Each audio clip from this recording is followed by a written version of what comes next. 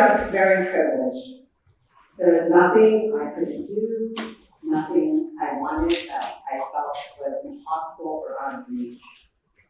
Despite all of this, though, one night when I was 6 or 7, for some reason, I don't know, maybe I had too much to eat, maybe I read a book or saw a movie, I decided to run away from home. I think it might have been a challenge, I don't know.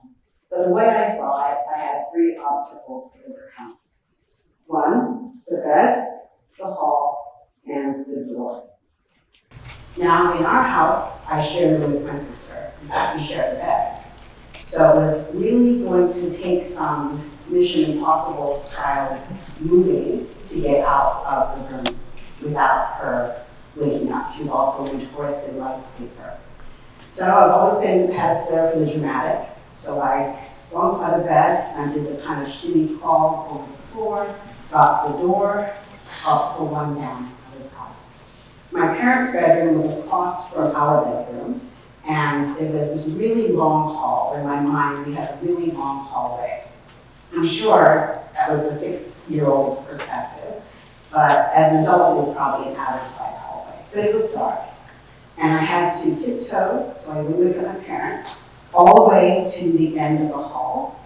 And when I finally got there, I felt, okay, I'm gonna leave. Now the living room. Basically, the only thing that stood between me and freedom was this door. So I don't remember exactly how I did it, but I remember I must have unchained the door, opened it, stepped onto the stoop, closed the door behind me, walked down the 3 steps, and kind of jog, walk, skip. I was a skipper. That might not be surprising to anybody. Skipped to the gate, and I was there. Then I had to decide what I was going to do, where I was going to go. So basically, I left the gate, and I turned left, because I always turn left, because we turn left to go to school. So I turned left, and I started walking down the street. And I can still remember feeling the gravel on the sidewalks. I was barefoot. And I got to the end of the street, the end of the block, and I just stood still. And I don't know how long I stood there, but I did stand there, and I was thinking, I knew where I wanted to go. I'm originally from New York, and so I wanted to go back to New York. But of course, this was a last-minute decision, literally a split-second decision. I was barefoot, I didn't even bring a teddy bear, I had nothing, just myself. So I thought about it, and I said, I'm not going to walk from Daytona Beach, Florida to Manhattan. So as soon as I had made a decision, I turned around, and this time I ran home, right?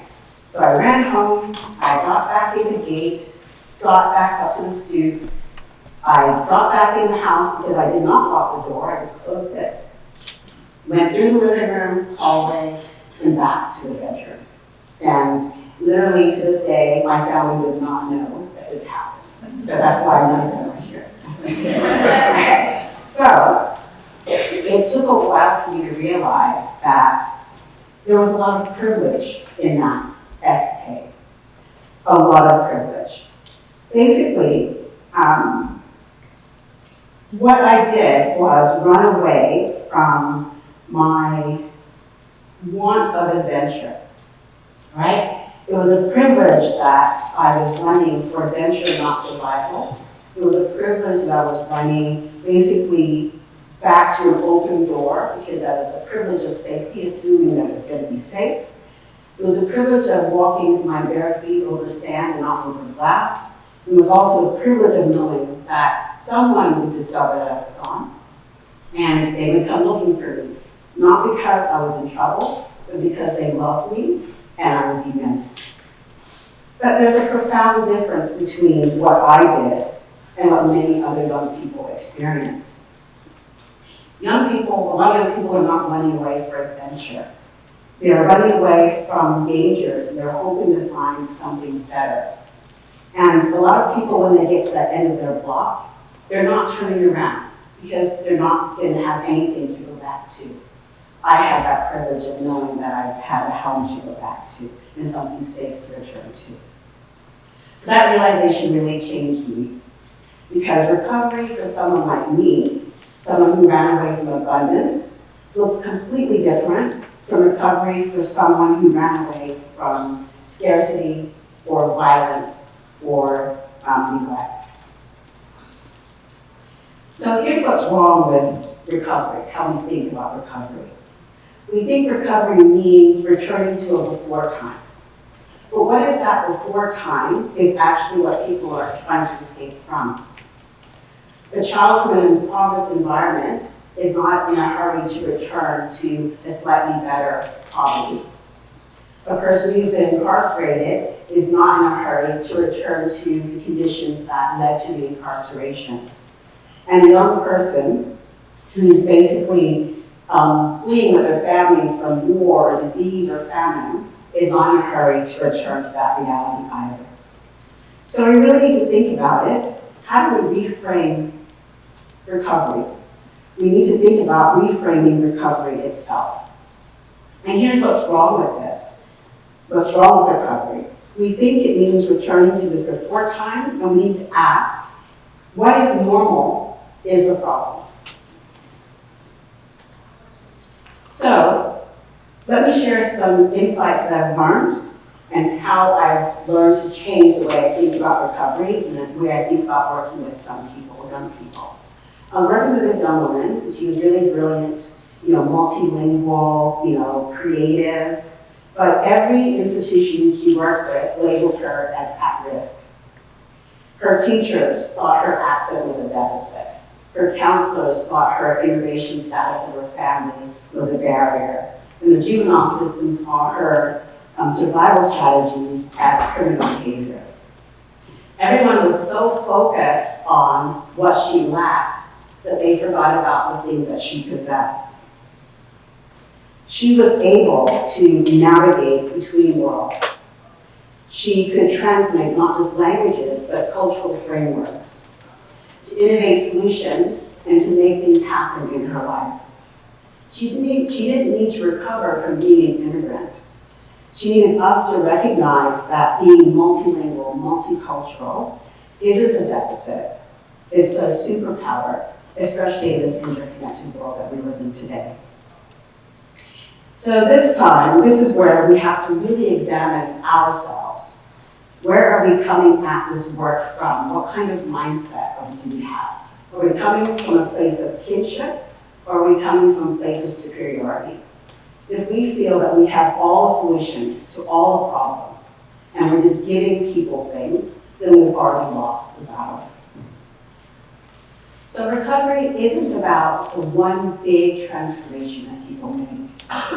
It's thousands of micro recoveries.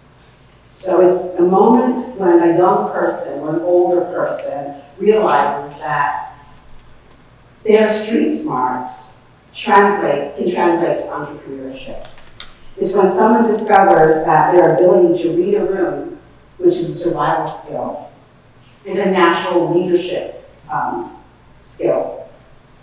So we really need to think about how these micro recoveries only happen when people come to realize that it's up to them to utilize themselves and to really become architects of their own future, not the recipients of a solution from outside facilities. So one person I always think about is Leonardo da Vinci. And we think about his time. He was born between 1450-something, died 15-something. And in his time, he was illegitimate. He was left-handed in the right-handed world. He had no formal Latin education or high-level mathematics. By every standard of his time, he was someone who was on the margins. He was marginalized. But he didn't recover back into what people of that time thought. He revolutionized the world. He's the person we think of when we think of a Renaissance man. The same is today for many young people.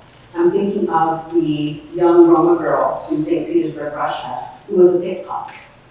And so her pickpocketing was her solution to a problem that she had where society wasn't helping her.